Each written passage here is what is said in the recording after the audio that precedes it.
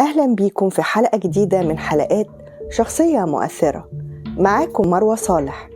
هنتكلم عن شيخ العشابين أو العشاب النباتي. هو ضياء الدين أبو محمد عبد الله المالقي أو ابن البيطار. أطلق عليه اسم ابن البيطار نسبة إلى والده واللي كان بيعمل بيطريا، ومالقي نسبة إلى ملقا أسبانيا حاليا. وصف البيطار بأنه أعظم عالم نباتي وصيدلي في الإسلام.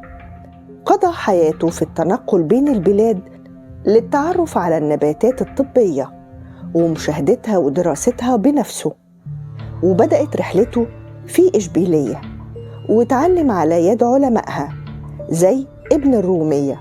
وفي سن 20 غادر الأندلس وسافر إلى المغرب والجزائر، وبعدها انتقل إلى مصر وسوريا وقضى فيهم وقت طويل جدا. كان في خدمة ابن الملك الصالح نجم الدين.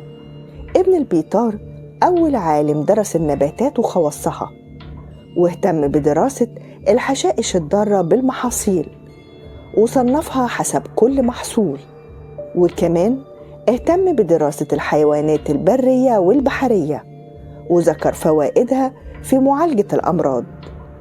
وبكده بيكون واحد من كبار علماء الحيوان، بجانب إنه من أعظم الصيادلة.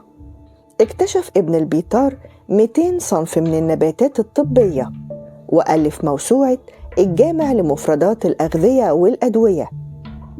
الموسوعة مرتبة على حروف الهجاء، ذكر فيها الدواء ومنافعه وطرق استعماله.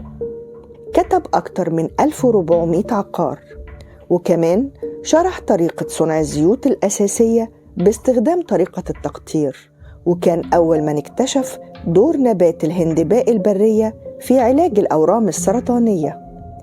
الكتاب ترجم إلى 3 لغات: الألمانية واللاتينية والفرنسية.